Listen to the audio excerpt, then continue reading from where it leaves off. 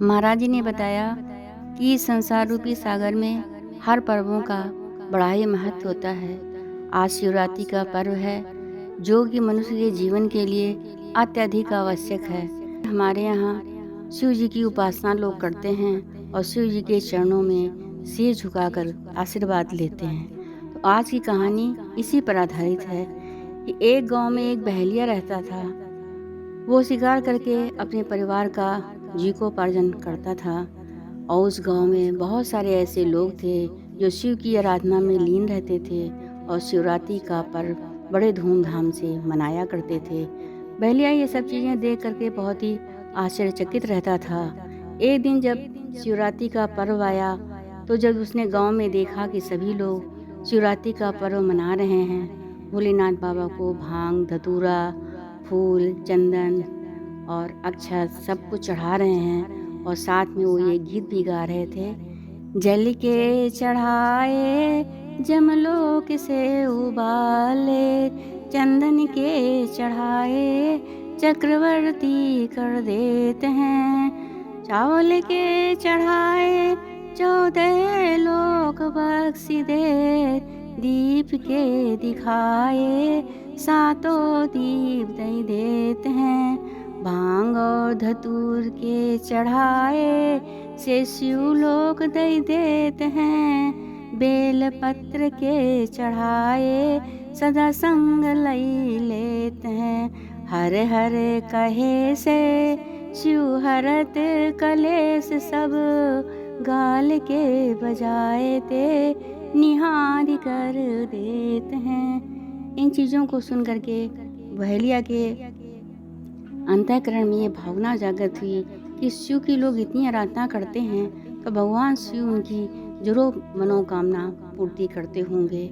ऐसा विचार कर वो बहेलिया जंगल की तरफ चला जाता है। उस दिन सारा दिन वो घूमता रहता है लेकिन उसे कोई शिकार नहीं मिलता।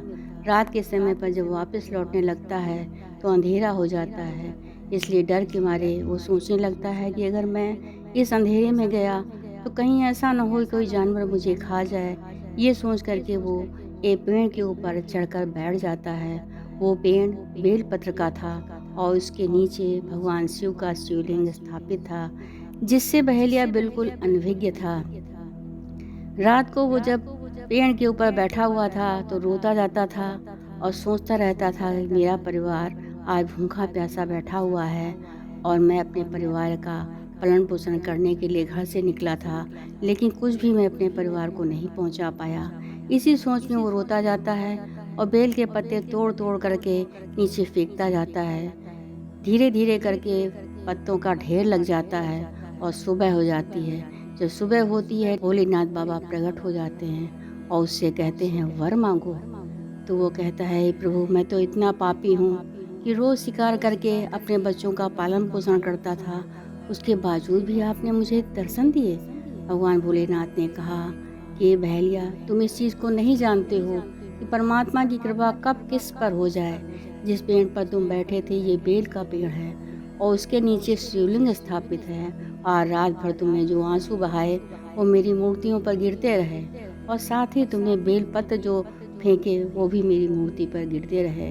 तुम्हारी इस आराधना को देख करके मैं अत्यधिक खुश हो गया कि आज तुमने न सारा दिन कुछ खाया और न भी पानी पिया है।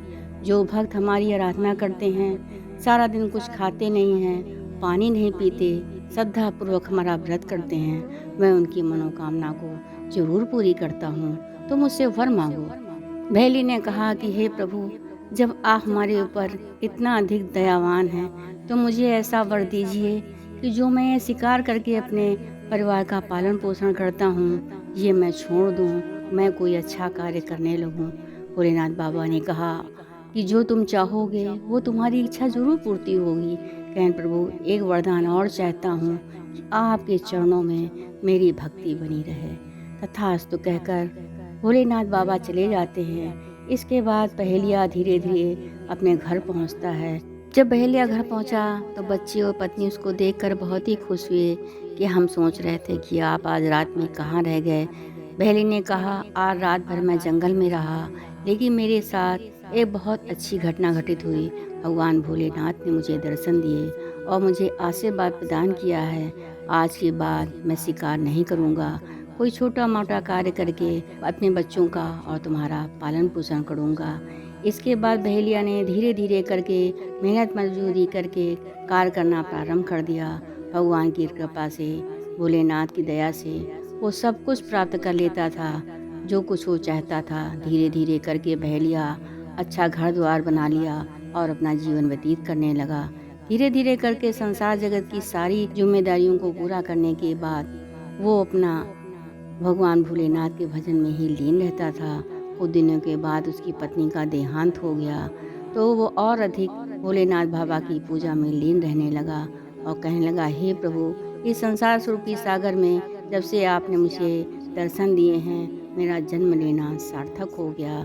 कुछ दिनों के बाद जब बहेलिए का जीवन का अंत हुआ और उसकी आत्मा जब ऊपर पहुंची, धर्मराज जी ने कहा, भाई इसका लेखा जोखा देखो।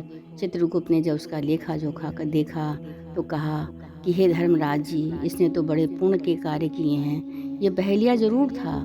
कुछ दिनों जब तक ये संसार जगत की माया में लिपटा रहा तो गलत कार्य करता रहा, लेकिन उसके बाद जब से इसे भोलेनाथ बाबा ने दर्शन दिए, इसका जीवन ही बदल गया।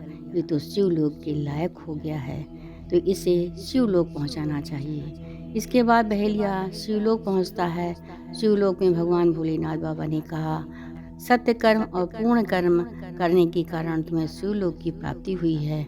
अब तुम्हारा जन्म ऐसे घर में होगा जहाँ के लोग भगवान की आराधना, तपस्या और योग साधना में लीन रहते होंगे, जो प्रभु को मानते होंगे, जो परमेश्वर की पूजा करते होंगे। ऐसे घर में तुम्हारा जन्म होगा। इसके बाद महाराज जी ने कहा कि संसार जगत में रहने वाले जो भी प्राणी अपने गुरु के आदर्शों का पालन करते हैं, परमेश्वर के आदर्शों का पालन करते हैं, उनके बताए हुए रास्ते पर चलते हैं, भगवान उनके जीवन को सार्थक बनाते हैं। जिसके भाग में सुख लिखा है, जिसके भाग्य में परमात्मा की भक्ति लिखी है, किसी न किसी रूप में आकर के परमात्मा उसको दर्शन देते हैं, गुरु उसको दर्शन देता है और उसके जीवन को सार्थक बनाता है। प्रेम से बोलो परम संत श्री ठाकर सिंह महाराज की।